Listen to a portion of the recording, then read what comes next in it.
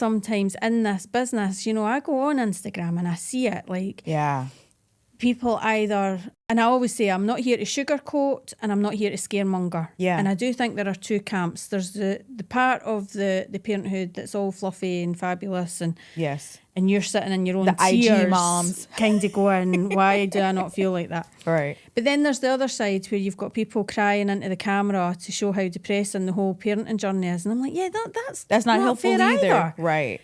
And I find it really manipulative.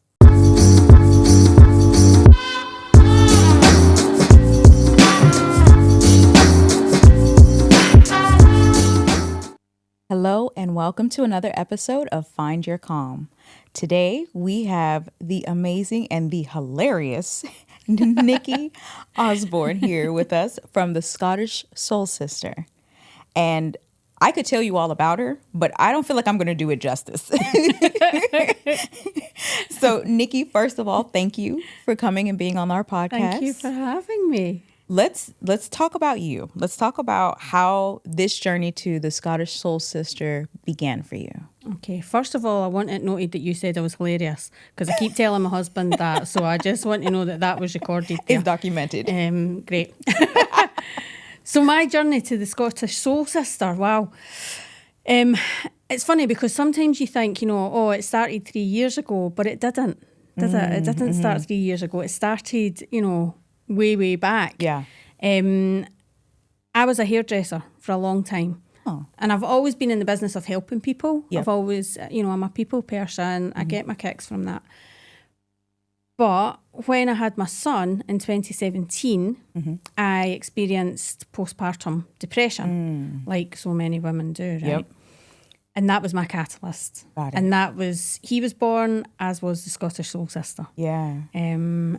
So it took 18 months of not consistently feeling bad. Right. You know, it's not something The ebb and flow. But it really does. And you would get to a point you'd think, okay, this is getting better. And that dark kind of heaviness would come back over. Yes. So after finally getting some support, you know, he was 18 months at that point, I then realised that I had to do something with it. Right. Because I felt like I was going to be angry if I didn't. You know, like, what was that for? Yeah. It was a waste of time. Yeah. So I feel like I've turned it around by creating the Scottish Soul Sister. That's wonderful. And so you work with mothers who are dealing with that postpartum depression up to how long, though? Yeah. Listen, I'll talk to anyone at any time. If you feel like you need some support, I'm there. I'm in. You know, the maternal mental health is the largest part of the business, but it's not exclusive to that. Okay. You know, and it's also about families. Yes. You know, it's not just for birth mums. I think that if you are fostering, adopting, if you're a father, that dynamic shifts. Whenever you bring a new child into a household, the dynamic shifts. And that's what I do. Everything I do is simple, sustainable self-care. That's the tagline I use. Yeah. Because I think sometimes we overcomplicate the wellness stuff. We do. Right? And that's not my jam. There's plenty of people out there doing that. Mine is to pull it back and go, what are your daily habits? Right. What conversations are you guys having? Right. You know, what are your expectations? That's what I do. I facilitate that. So it's super simple. Yep.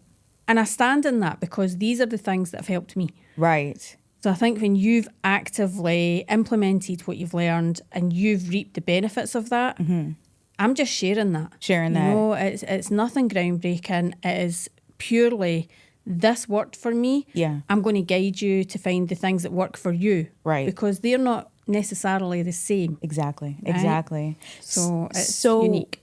With going through postpartum, it can look really different for different women, right? Because some are just simply they're sad, they don't know why. Others are angry, they don't know why. Others are really frustrated that they became a mother at all. Yeah. What was it like for you?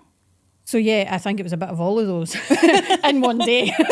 And still is. Yes. And this is the thing. I think sometimes when we talk about any mental health, you know, postpartum depression wasn't my first rodeo. I had previously had times of feeling anxious, feeling depressed, whatever terminology you want to use. Right.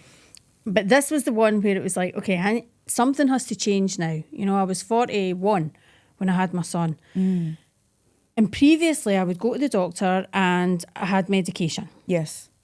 I have no issue with medication. I don't believe that the stigma should be there. But I really believe it has to go hand in hand with other therapies as well. Correct. Not reliant on that. Yeah, I think they should be married. Yeah. So that is where, that's my point on it, my opinion. And it was the small habits. It was learning all these things and learning about myself. So when I was Googling, because we all doctor Google in the early days, a lot of what would come up for postpartum was feeling that you didn't connect with the baby or you didn't bond. Now, I didn't feel like that. So I was thinking, maybe that's not what it is. Because we're all looking for a diagnosis. We all want these boxes. Yeah, to tick them off. Right? Yeah.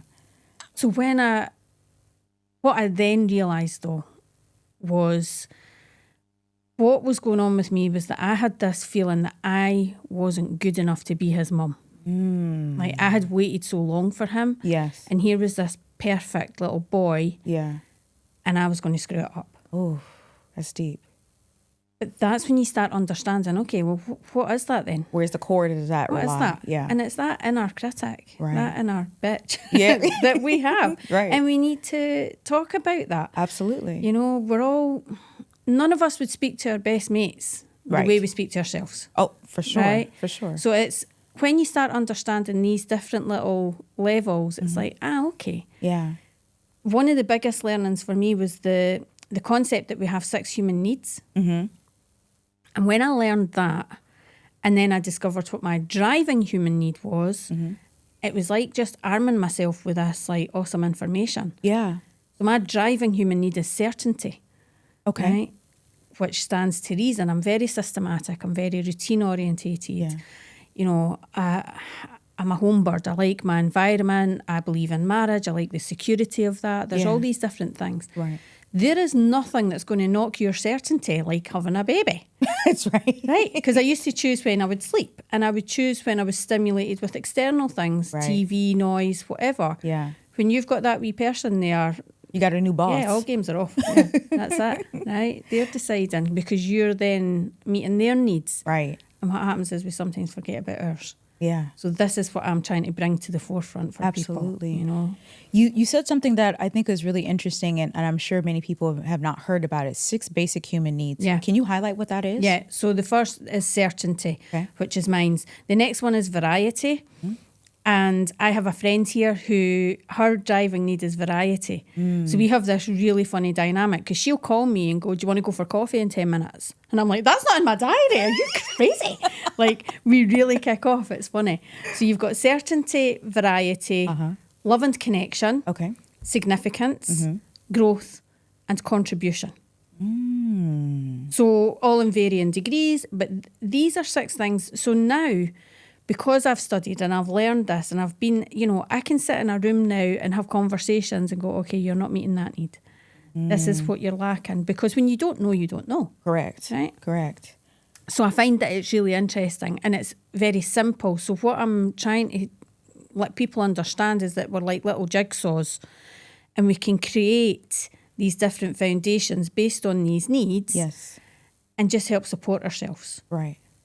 I have to be really clear in saying it's not a magic wand. I'm not saying that I have a solution. Right. I'm not trying to say that we don't have our good days and bad days. I still do, but I navigate them completely differently now. Yes. And it's like a wee superpower. It's really cool. Yeah. So that's what I'm sharing. I think it's brilliant what you're creating, because even as a mom of a teenager now, I find myself in a different place emotionally because I'm preparing her to leave me. Yeah. And in my mind, of course, this is my baby. I need to prepare her for the world, but she's not a baby anymore. Yeah. And I've got to reconcile those emotions of, in the beginning, I wasn't sure if I wanted to be a mother. Yeah. And then I had to be a mother. And now she's 13 and I'm like, where the hell did the time go? I know. And it's the funniest thing, isn't it, when it happens? Because I think it's something you can't verbalise. You can't tell another person what becoming a parent feels like. Correct.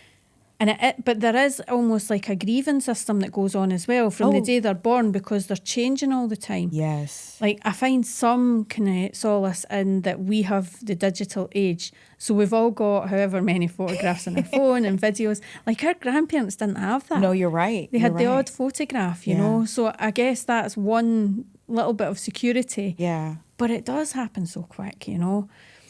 And I think you're right. It's that evolving. It's always changing. And that's why we have to, and we change anyway. Yeah. Even if we don't have children. Right. You know, we change. I'm a completely different person to who I was 15 years ago. Completely. You know? Completely. You said grievance, and that struck a chord for me, because I think that, just like you said, our grandparents, they didn't have the technology. You had to depend on the photo albums. Yeah. And they also probably didn't have a lot of the emotional intelligence that we're exposed to today. Yeah. So is it safe to say that they were probably constantly going through a grieving period? Like, you know, you see some of those parents who find it really tough or hold on to their kids so tough, they want to create a mini version of them. Yeah.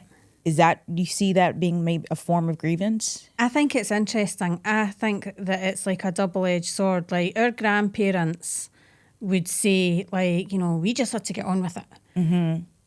And there's an element of that where I'm like, well, yeah, you kind of did. Yeah. So we now live in an age, we have resources at our fingertips, we have information.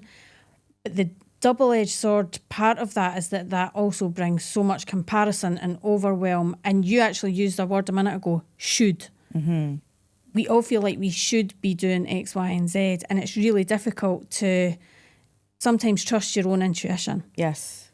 And when you do, it's a game changer, Yep. you know. And when I reflect back, I'm like, you know, when it comes to things like when they're babies, you know, when they drop a nap or drop a bottle or a feed or whatever it is, when I look back, I'm like, he kind of showed me. He was taking me through that. Mm-hmm. But we analyse it so much, and we Google it, and we look on Instagram, and we see these, and we're like, sometimes it's almost too much. Yes. Our grandparents went, well, I'm going to try this and see if it works. Right? That's it. There was no who's going to tell you anything different. Seriously. I mean, I did a post the other day about, I do think there's a level of things being demonised as well, right? Yes. I saw a thing about, I keep going on about it. I was talking about this yesterday, about porridge, right? Oatmeal. And how we shouldn't have it for breakfast. And I'm like, really? What is this world coming to? Like, organic steel cut oats? What's wrong with that? I can't give my kid porridge anymore. I'm Scottish. We grew up on porridge. But it's these kind of things that if you don't have a bit of strength within yourself and your own decision making and your own emotions and behaviours, you're being influenced by all of this information, and that is sometimes making it worse rather than better for people. So that was my point. Yes. But I do keep going on about the porridge. No, absolutely. Absolutely. So, of course, naturally, when a woman becomes a mother, sometimes there's a partner there, sometimes there isn't. But when there is a partner there, the life is changing for him too. Absolutely.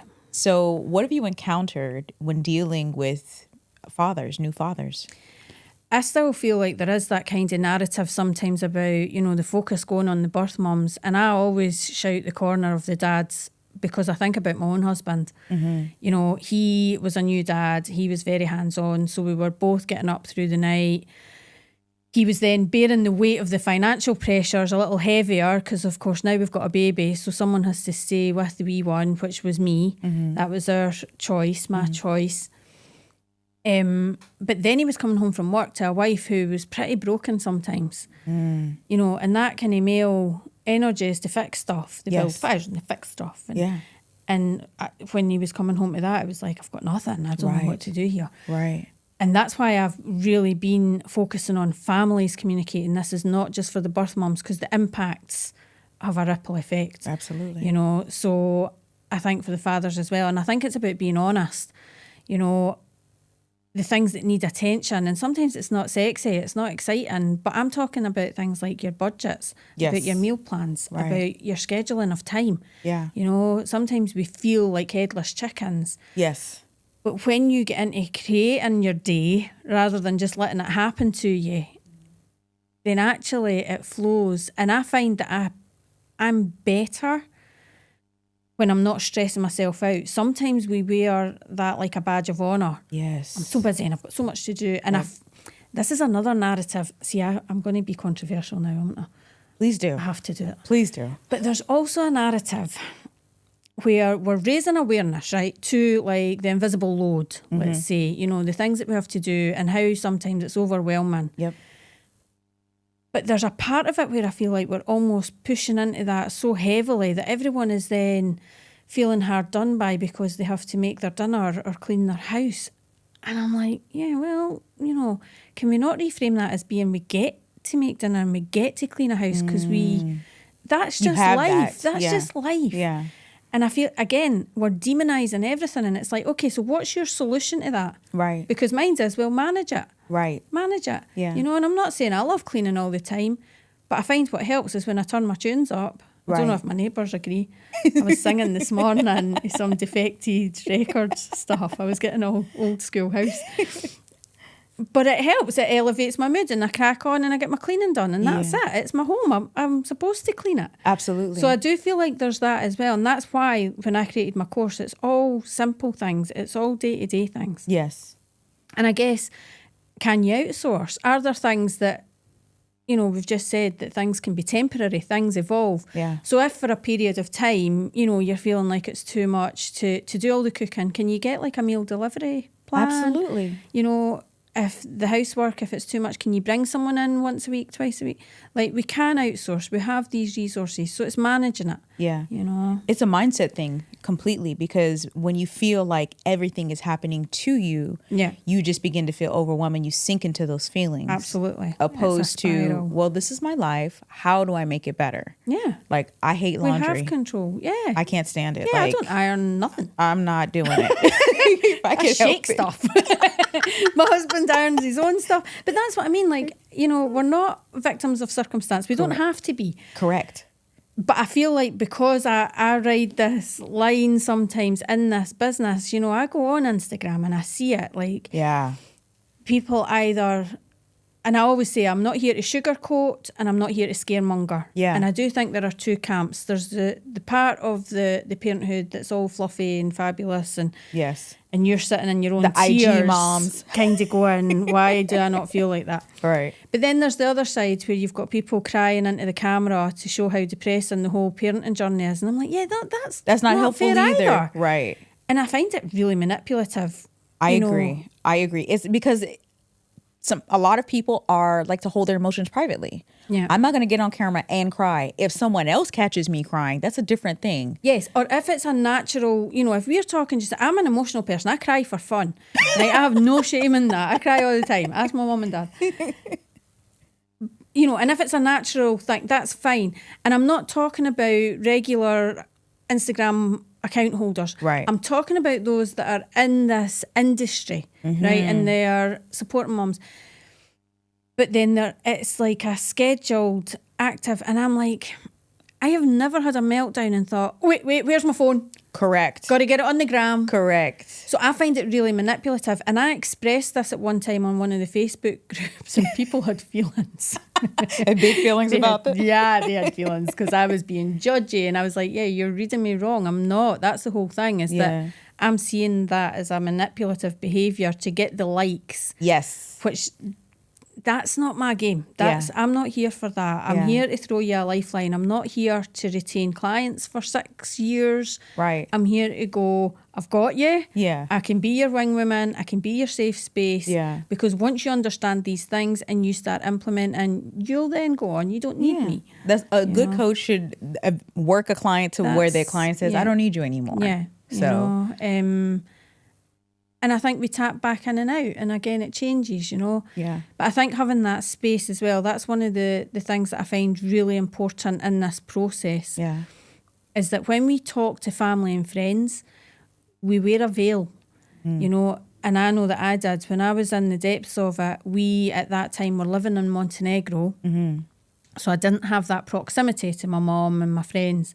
So I would jump on Zoom calls and put on a mask. Oh, I'm okay. I'm tired. I'm tired, but I'm okay. I wasn't okay. Right.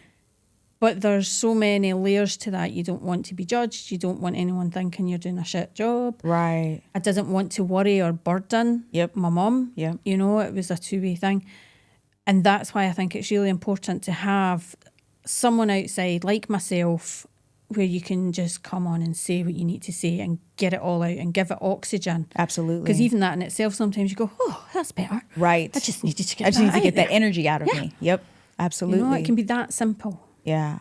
I think it's really beautiful because you are 100% right. Raising children right now in this day and age, people judge so much of what you do. Yeah. And we're all just trying to do the best that we can for our kids. Absolutely. And how I remember having, you know, with my kids being so little, I was beyond overwhelmed. I was stressed. I was working a crazy job. I mean, in fact, having my second daughter, I ended up having a mock stroke with her. That was my catalyst to starting this journey. Because I was like, what the hell is this? How did that happen? Yeah, that's a whole other podcast. Okay. Can we book this for more sessions? We're going to be here a while. But I mean, I didn't have anybody to talk to at the time because none of my friends had kids yet. And I wasn't that young. I was like 24, 25. Yeah. But no one had kids yet. So I felt alone. And talking to my mother, she had her own way of doing it. But I was like, no, that's crazy. So it was, what you're doing is such important work because you need to have a sounding board where you can go and say, you don't know me, so you're probably not going to judge me. This is what I'm going through. And that's it. And it's, you know, like, obviously I've done the academic stuff. I've studied to be a coach. I've studied to do the postpartum depression awareness. Yeah. Which is fine, right? But more importantly, what I feel is that I've been in those trenches. Yes. I've been where you are. I know how it feels. Yeah. I still have days where I feel like that. You know, it doesn't, that's what I said earlier. It doesn't stop. No. And I've, you know, had different experiences. I've lived in, is this my third country? You know, I've been away from family and friends. Like, those are all part of the fabrics. Yes. Because, like we said, it's the layers. Like you've just said, that you felt isolated. You know, we don't have proximity to people. And even if we do, we sometimes don't even share what's really going on. Yeah. Because we don't understand ourselves. That part, yep. And I think that's the thing about being a parent. Like, on paper, when they're little, you change them, you feed them, you know, you keep them safe from harm. How hard can it be? It's not intellectually difficult. Correct. But no one tells you about that guttural bond that you'll do absolutely anything to keep them from harm. And, you know, and even now, like, I'll say to Archie, he's 6, and I'm like, you're just staying with your mum forever though, right? I'm such a helicopter. But, you know, and and this is why the self-care is so important, because we talk about what we want for them growing up. What world do we want for them? Correct. The only way they're learning that is if we model. Correct. Because it's not what we say, it's what we do. Yeah. Yeah. And he's proven that to us. You know, my husband and I are pretty verbal when we're being grateful to each other for making dinner or cleaning up, whatever it is. And he started doing it. Thanks for doing that, Mum. That's good. Like, that's amazing. Okay, dude. Yeah. And it took me a couple of times, and then I realised he's just taken that from us. You know, I talk to a lot of parents, and I think particularly in this demographic, where, you know, they're like, my kid's behaviour. My kid's doing this, my kid's doing that. Starts with you. Okay. You know, but you just told me 5 minutes ago that you were doing this, this and this. And it's like your kid's telling you what's going on. Right. You know, we have to model that. And I'm not claiming perfection. No. But that is my point. It's like, if you do react, because we all do, with the best intentions, we all react to our kids sometimes. We maybe raise a voice. Or we speak to them in a manner we wouldn't normally choose to, right? But sit down and apologise, because it's being human. Correct. We are human, you know. None of us have got it perfect. Yep. The whole thing about emotions, you know, this narrative of them being positive and negative, I think that's nonsense. Their emotions, they're telling you something. Yeah, especially because they're trying to figure it out. We can't process half the time, so, you know, we expect how can a our 6-year-old? Exactly. So, yeah, I think it's just all about communication, expectation, you know, and knowing that you do have a safe space to go and talk about the bits that are tough. Absolutely. And humour. Yeah. God, we're so serious about I know, stuff as well sometimes. I'm like, go and have a good laugh. Like, we love going to a comedy show or, you know, putting comedy on the TV, like being really aware of your external stimulus. Yes. Especially, you know, just now, there's a lot going on in the world. And if that is what you're feeding into your mind all the time, then you're going to be reactive to that. And external depression you're kind of creating. Yep, I agree. So I think, you know, be aware. Yes, absolutely. So how do you see your brand evolving as your child grows? So I love what I'm doing now. And it's changed. It's evolved already, you know. So it started off, I was like, you know, I'm going to do some coaching sessions for people. And that was the intent at that time. And then I thought, people don't always want to talk. How can I help those people that don't want to talk? Or how can I provide something that's tangible that they can work on even when they're not with me? Yeah. So I created the online course. So right now that's what we're marketing, because that can be international. Yes. You know, the beauty of the digital world is that I can get that out there. But then it became, okay, let's do some speaking. Let's go and talk to people. And I love being out from behind the laptop. As much as my business is digital, I like coming out and going into the community events and speaking, and that's what I'm doing now. So, you know, I told you earlier, we're relocating. The business will exist. I'll just have different communities to go and hang out with, you know. Yeah, that's awesome. And speaking to companies, I'm trying to speak to a lot of companies, because I really feel that, you know, companies are becoming way more aware of how to support their employees, more aware of wellness in the workplace. I'm like, but what are you doing for maternity and paternity leave other than time off and money? Correct. What other resources? So I'm trying to position myself that I can help there as well.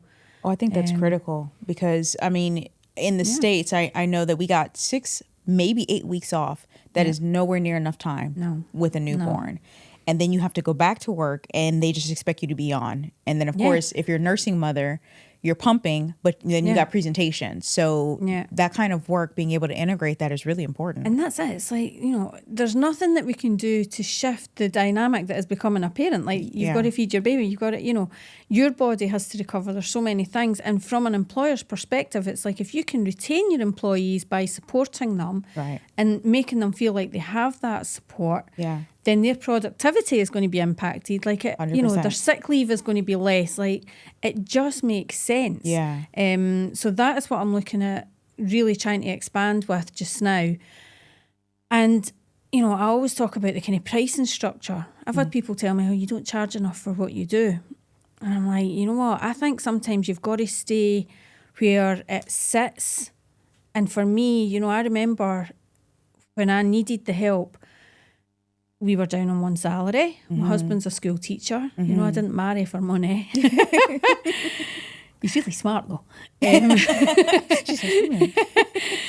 You know, but there's so many things that are available out there, but they're thousands of dollars. Yes. We would never have invested. I would never have done that. So I would have went without support. Yes. Rather than make that commitment financially at that time. So that is why I've kept my pricing fair, because I want to be accessible. I want to be there. If you've got loads of money, brilliant, give it to me then. It doesn't matter. Right? I think that too. Yeah. But if you're someone who's struggling, but you're a bit concerned about the budget side of that, then that's what I want to be. I want to be positioned there. Absolutely. Plenty of other people doing the other stuff. That's wonderful. That's not my business. That's wonderful. I mean, I sleep at night. Like I said, you are hilarious, but you're very authentic. And you can tell that very easily with people, right? The natural sense of authenticity. Yeah. So thank you. I've definitely loved this, and I want to explore more. So we figure out how we can collaborate and do something together with serving a community. So we always close with asking our guests, how do they find their calm? So I think one of my main things is my mornings, how I start my day. Okay. Because I think if I start my day edgy and chaotic, then it impacts the rest of my day. So I got into a routine where I no longer lift my phone as soon as I wake up. I do a 7-minute low-impact workout just to stretch out a bit. Then I have breakfast with my son. There's none of that, like rushing out the door, throwing toast at the back of them. You know, we sit and have our breakfast. So that meets our love and connection needs. And then I go out with the dog for a walk. And again, I leave my phone at home and so when I start my day like that, it usually goes pretty well. It just eases in. That's good. Yeah. And understanding myself. And I think honouring the times when I know I'm starting to burn out. Or, you know, and as women, right, our hormones are always up, down, roundabout. Yes. You're never sure what's actually going on. You've got to take it day by day. But where, you know, we often try and resist those days when we need some downtime because, again, that badge of honour, we're very busy women, we're strong, independent, and we've got all this stuff to do. Yep. But sometimes I'm like, do you know what? Friends is going on, the Haribo are being opened and honouring it. And once you start giving yourself that permission and you have more calm in your life, it just settles so many things down. So now I don't feel that I get so anxious and I don't burn out so much. That's wonderful. That's wonderful.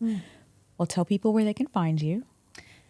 I am at the Scottish Soul Sister, which is Instagram, Facebook, LinkedIn, all the same. everywhere. Just type in the Scottish Soul Sister. But on the website, you've got all the links there as well to your preferred social media place. Okay. Fantastic. Thank you so much for joining us. Thank you for having me. This was great. Lovely. And I wish you luck on your journey. I hope more mothers and fathers reach out to you because what you're doing is really, really important work. Thank you. I think so too. Wonderful. All right. See you guys next time.